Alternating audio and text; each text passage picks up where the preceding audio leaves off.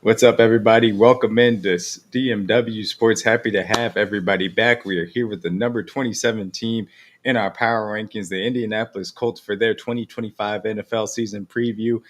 I'm excited to talk about this team, and I know I've said that for a few different teams, but I actually think that there are some interesting elements to the Indianapolis Colts that they've kind of explored throughout this offseason. Obviously, Shane Steichen and Chris Ballard are out there trying to save their jobs. It seems like they're both on the hot streak as far as the head coaching front office ranking. So we'll be able to talk about that in just a bit, but they've done some things to bring in Lou Anarumo on the defensive side of the ball. Obviously, Tyler Warren in the first round. We'll kind of get into all of that, obviously, as we start out here. But let's begin kind of talking about, again, that head coaching front office leadership. I have a C plus grade for Shane Steichen. I got a C minus grade for Chris Ballard. I think that there were some aspects of Chris Ballard in the way that he's built this team that make a lot of sense.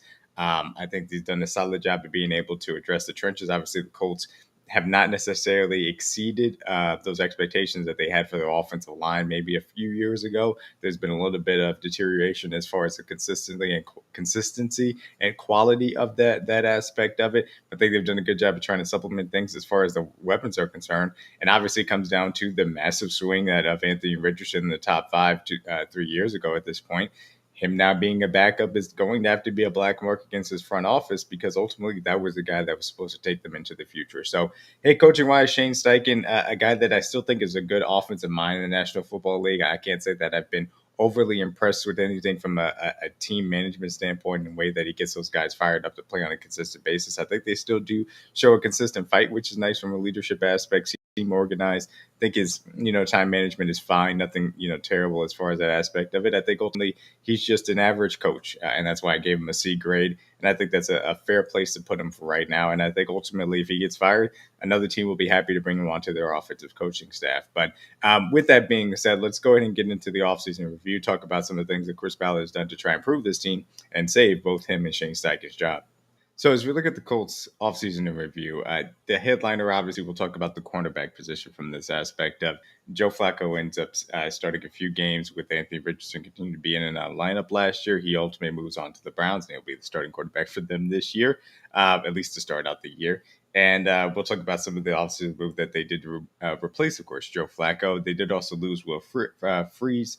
I don't say Fries. I think it's Freeze. Ryan Kelly, along both offensive line kind of depth pieces for them. Dio Odubingo as well ended up moving on. He was obviously a defensive end guy that was able to kind of help them out as far as the defensive end rotation, and we'll talk about that a little bit later on too. EJ Speed lost from the linebacker room, and Julian Blackman, safety, that ended up moving on too.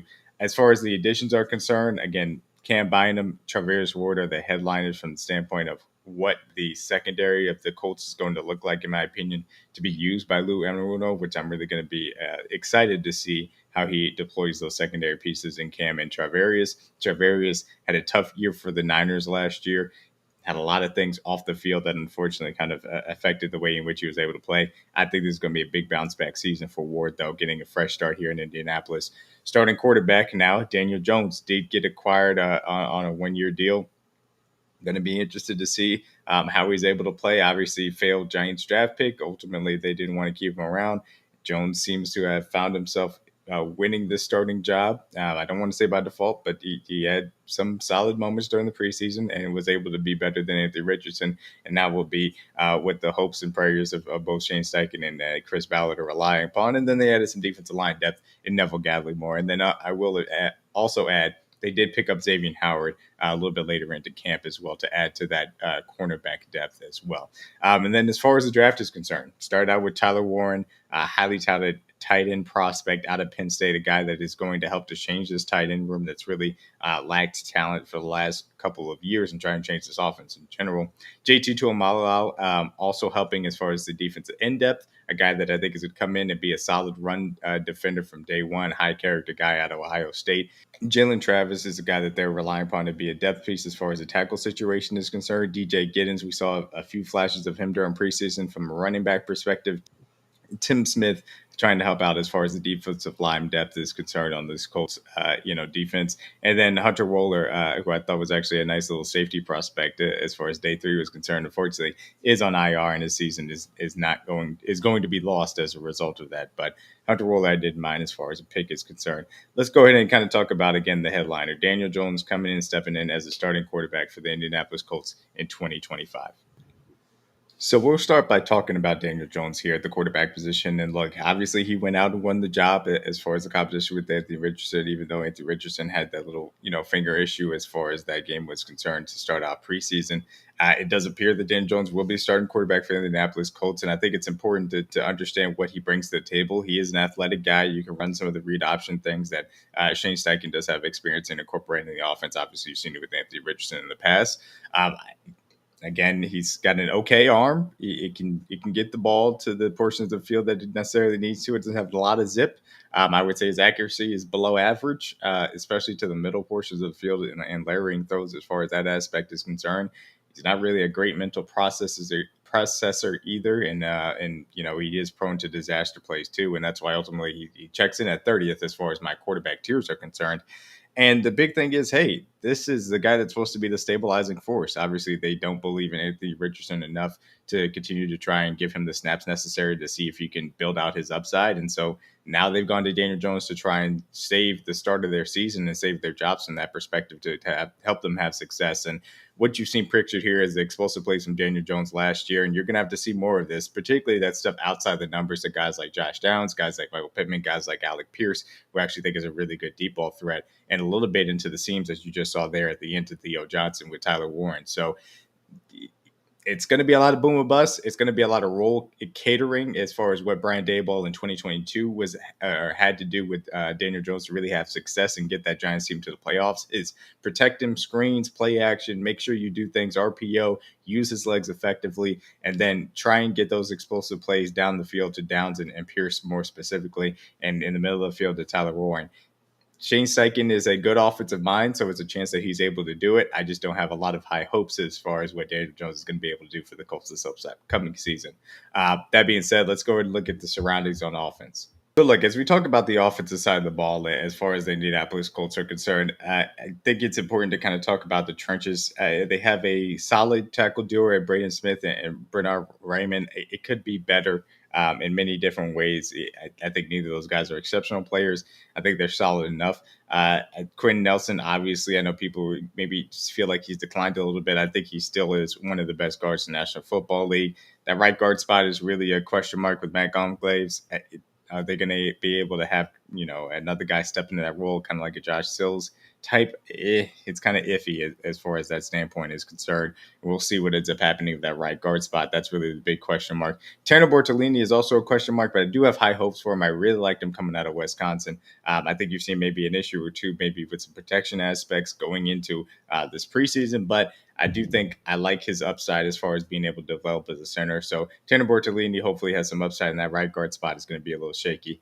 Competent elsewhere with obviously the lead player in Quentin Nelson. Wide receiver core is actually a wide receiver core that I really like. And if it was maybe a different quarterback situation, I would say that it's probably one of the top half in the league wide receiver cores. Josh Downs, I think, is a really good wide receiver, guy that creates explosives, can create has a lot of run after catch opportunities as well, and be able to kind of break some tackles and be able to run away from some guys. Alec Pierce is actually one of the better deep ball specialists in the National Football League, in my personal opinion. He also is a good blocker too. Michael Pittman Jr. doing a little bit of the dirty work in the short to intermediate areas, a big body wide receiver that'll go and protect the ball and a possession catch type of guy. And then A.D. Mitchell, obviously he was a highly touted prospect coming out of Texas last year's draft. There was like a lot of talk about him or Xavier Worthy. Worthy kind of went to Kansas City and broke out as far as his rookie year was concerned. A.D. Mitchell never really got that traction last year. Seen some nice plays from him during preseason. Can he improve is going to make a difference for how good this wide receiver core ends up looking. But again, some talent there to be explored too. Then you move on as far as the tight end room is concerned, and Mo Alley-Cox and Drew Ogletree, it's not good backups. Like, there's no two ways about that. But ultimately, Tyler Warren obviously is the headliner. Rightful top 15 pick coming out of Penn State, a really good tight end prospect. Not my personal tight end one, I will say that, because I do like Colson Loveland a little bit more. But Tyler Warren has the ability to be a real target, a real dangerous target as far as this offense is concerned. If they can get the ball to him on a consistent basis, they've obviously made a point to get it to him in the preseason too, to get him comfortable, which is a nice thing to see as well for you fantasy folks. As far as if you want a guy that's going to go a little bit later on in your draft trying to get some upside, he certainly obviously it makes a lot of sense as a target for what the Colts are going to try and do. And then running back room wise, Tyler Goodson, DJ Giddens, Khalil Herbert. I don't think anybody's really stood out all that great as far as preseason is concerned, but I will say Jonathan Taylor, man. I still think he's a top 5 back in the National Football League, and I'll talk a little bit more about him later, but great player to have to lead your running back room. It really is a stalwart that this offense is going to have to lean on in that running game aspect to really be able to keep themselves on schedule and try and create some explosive plays to Warren and the wide receivers as well. So let's go ahead and flip to the other side of the ball. So as far as the defense is concerned, the big headline is going to be DeForest Buckner, Grover Stewart, kind of in the middle. I like what DeForest Buckner kind of brings to the table. I think that he, as a 3-tech, is kind of underrated a little bit in the National Football League. I think he's still really good. Maybe a little bit of issues with injuries, but I like what he brings to the table. Grover Stewart bringing a little bit of that big body to kind of help out, and Neville Gallimore did not really have a great season with the Rams, I'll say that, but hopefully it can help with their edge or with their run stuffing interior defensive line aspect of it. AD Adibori out of Northwestern, I liked him a lot coming out of the draft 2 years ago. Seen a little bit of flashes last year of some development. Can he continue to get better and be a pass rushing kind of option on third downs and late downs to pair with DeForest Buckner is going to be interesting that I'm going to watch. And he has a lot of versatility up and down the line. So he's somebody that I got my eye on. They also added Tim Smith, of course. Edge room, Kwity Paye, a little bit iffy. JT Tuamalalu, like I said, is going to continue to help as far as the run stuffing aspect. His pass rush upside is a question mark, but I think he helps from day one.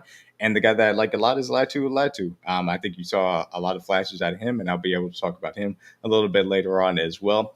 Second level's shaky. I'll be honest with you guys. Zaire Franklin's kind of George Carlin is very this team, obviously,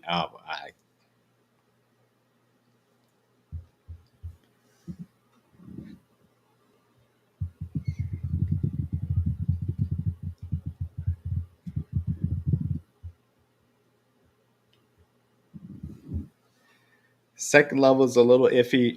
This team hasn't really fully recovered from not having the play of Shaquille Barrett.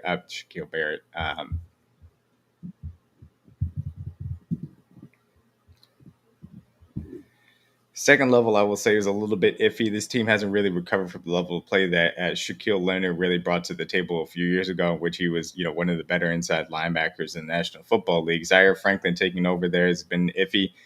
They don't really have a really good second option, in my opinion. This is going to be the biggest piece in which Laiatu is going to have to kind of roll cater for guys, mix and match as far as the second level is concerned, and then rely upon what should be a good secondary, in my opinion, and a good front four to be able to cover up for some issues as far as that aspect is concerned. Now, as far as the secondary, I definitely like the secondary. The signing of Cam Bynum, I think, really brings a lot of versatility to that back end that is going to be key. Nick Cross, I thought, had a really nice year, and I think he really, I would call it a quote-unquote breakout, but he certainly got better as far as that was concerned. I think that was a key thing to watch for Nick Cross coming into his own as a young player. Kenny Moore is one of the best slot corners in the National Football League, full stop. I think he's going to be used very effectively by Laiatu. And then Travis Ward is somebody that I just talked about. His ability to deal with some of the things that he dealt with last year is one thing, and obviously it affected his level of play. But what you saw from him in his 49ers was that he was a better player than he was with the Chiefs, a really good corner, and I think he's going to bring that level play over to the Indianapolis Colts as well. So I'm excited to see what this secondary can end up looking like moving forward from that aspect too. And they got some guys, Juju Brents, can they get better? Obviously, they brought in Xavier Howard to give them some veteran depth as far as the cornerback position is concerned. So we'll see who ends up really owning that outside position outside of Travis Ward, and obviously with Kenny Moore inside too. With that being said, let's go ahead and get to our breakout players. First breakout player is ultimately going to be Josh Downs. I think that this is an opportunity to get some consistent quarterback play. At this stage of his career, Daniel Jones is simply a better passer than Anthony Richardson. That is something that you have to acknowledge as well. And Downs is somebody that understands how to get up on a really consistent basis. He was one of the best wide receivers charted as far as ESPN's open score. But he understands how to be explosive, can run away from players as far as crosses are concerned, deep posts, deep corners. These are the aspects in which Daniel Jones is going to have to hit him in stride, of course, when he does create that separation. I do think this is a year in which Josh Downs can kind of assert himself as the best wide receiver in this room, even though obviously Michael Pittman Jr. still has the biggest paycheck. I do think that he has a true opportunity to lead this room from that perspective. And it's going to be interesting to see, just can he stay on the field? That is another big question mark because he has had some injuries and he's a smaller guy. If he can stay on the field, then I like his chances to be able to lead this wide receiver room. Josh Downs, number one for the Indianapolis Colts. And then my other breakout player on the other side of the ball is, in fact, Latu, the edge rusher. I think that you saw some good things from him as far as his rookie year. I think that the attention that DeForest Buckner is going to continue to demand, I think will continue to open up one-on-one opportunities for him on the outside. I think that you saw the game slow down for him as the time went on within the National Football League as well. He's got the ability to play with power. He's got ability to go through with speed. He was a rightful first-round pick last year as well. I think that he has all the tools to be able to have a breakout sophomore campaign as far as the defense is concerned. And I think he'll have even more opportunities as far as 2025 than maybe did in 2024 because the secondary will be in a much better place. And Lou Anarumo will be able to change the picture on quarterbacks in the back end and make it very difficult for them. And just holding it that extra half second will open up some opportunities for Latu to have some more sack production. So that being said, let's go ahead and talk about that Lou Anarumo-led secondary, what I expect from them in 2025.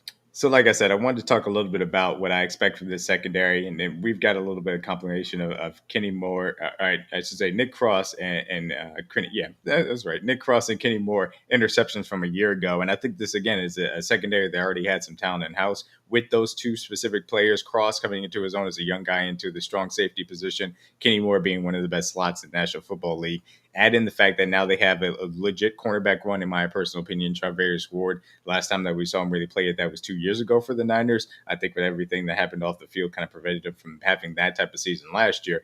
This is a bounce back year. And the fact that Lou understands how to be very varied in his disguise and the ability to then combine him in that back end next to Cross, I think he will have a lot of dangerous concepts to be able to change the picture on quarterbacks and make things very difficult for quarterbacks to diagnose what they're trying to do on the back end. I think Lou has always been one of the better defensive coordinators in the National Football League. I think that the Bengals' talent simply did not live up to the billing from that perspective. This is a secondary that has veterans on it, that they understand what to do with their job. I think Lou is going to put them in a place to succeed. The front is good enough, in my opinion, to create enough pressure on quarterbacks that you're going to see some mistakes because of what the secondary is doing creatively on the back end as well. So Nick Cross and obviously Cam Bynum in the safety position, Charvarius Ward and Kenny Moore, those guys have a chance to really cause some havoc on the back end. That's what's got me excited to watch the Indianapolis Colts defense here coming up in 2025. So, look, I'm going to show a low light here, and I apologize in advance, but this is what's got me concerned as far as the Indianapolis Colts of 2025 is concerned. And I know this is kind of folly just to pick the worst possible play from Daniel Jones, but this is indicative of the fact that he is not the consistency that you're asking for to save your job or in this position right now. If you're Shane Steichen, if you're Chris Ballard, this is the guy that ultimately is going to have to, like I said, save your job and have a successful season built around. He is simply also too disaster play prone as far as interceptions, as far as fumbles, as far as being able to make the right reads on a consistent basis. He still has all of those issues that he had with the Giants, just because he's being compared to Anthony Richardson, who obviously is a young guy who has not gotten nearly enough snaps to have a true development path based on how little snaps he had coming out of college as well. That doesn't make him all of a sudden the consistent option for Daniel Jones' standpoint. I am concerned about if Daniel Jones makes just simply too many disaster plays from a game-to-game basis, even with some explosives, that put them in a compromised position and ultimately lose them games. Now, can you run the ball? Can you, again, use those RPOs, use the screen game, use the play action to be able to protect them and then use those explosives? I think that is going to be the deciding factor with Shane Steichen and this Indianapolis Colts team having a successful season and keeping their jobs, or ultimately things not going well and this being the last year of Chris Ballard and Shane Steichen within Indianapolis. So that's what had me concerned as far as the 2025 season for the Colts. So we'll go ahead and get on to my hot take. And my hot take does involve these two specific running backs. People have lauded Josh Jacobs as a part of the running back renaissance that happened with him, Derrick Henry, and of course Saquon Barkley as well last season. And I think some of it got lost in the shuffle, just how good of a year Jonathan Taylor had. And obviously you talk about, young guys like Bijan Robinson, Jameer Gibbs, and what their running back abilities look like as well. But Jonathan Taylor, in my opinion, is still a top 5 running back in the National Football League and better than Josh Jacobs for my money as well. I think that he just brings a great blend of power and then that speed to be able to still break away from guys, agility within the hole as well. And I think he's a really good catcher of the football out of the backfield too. So I know that a lot of people have lauded Josh Jacobs, and I think the fact that Jonathan Taylor had 1,400 yards in 1,400 yards in 14 games got under talked about as a result of that. This guy is still dynamic at the running back position, and he always is exciting to watch. So that's just one thing that I wanted to talk about as a quote unquote hot take. Maybe he was actually lower than Josh Jacobs on a few of the ESPN athletic lists, et cetera, et cetera. So I want to be able to give Jonathan Taylor his proper due as a top 5 running back in the National Football League. So we'll wrap it up here with my predictions aspect of it. As far as my bold prediction is concerned, obviously I talked about both of these guys in the previous segment about what's actually got me excited to watch. Both Cam Bynum and Nick Cross, I think, are both in line for 5 interception seasons. And again, this comes down to the fact that they were going to continue to change the picture on quarterbacks and at post snap from what Lou likes to do on the defensive coordinator aspect of it, and the ability for the pressure to be put on by DeForest Buckner and obviously Latu, who I expect to break out, and the fact that they have some other secondary pieces that I think will help along that front. I think those guys will be in a position in which they can really take the ball away out of the air and create a lot of havoc on the back end. So Nick Cross, Cam Bynum, both 5+ interceptions. And obviously the Colts coming in at number 27. You don't expect them to have that good of a record. I do currently have them at 6-11, and that's a record probably that will end the Chris Ballard and Shane Steichen era. And again, I do want to say this, though. Obviously, I'm a little bit lower on what things can look like from a Daniel Jones perspective, and ultimately that's going to make me lower on the team. If they can be very catering to what Daniel Jones can do and protect him from those disaster plays like the Giants did and Brian Daboll was able to, then you have an opportunity to have a really good team, in my opinion, that can be around 500 and maybe even pushing for a wild card spot. But can I believe that this is the year which Daniel Jones kind of turns it around and everything falls in place? It's very tough for me. So the potential for better is certainly there. I want to be clear about that. It absolutely is. But as of right now, I do have them at 6-11, and obviously one of the worst teams in the National Football League. So that being said, thank you guys for joining. Make sure you guys obviously like this video, like all the other videos, subscribe to the channel, continuing with our NFL season preview series coming up soon. Make sure you guys follow the Social Sports DMW on Instagram and then DMW Sports on TikTok, Twitter, and of course right here on YouTube, man.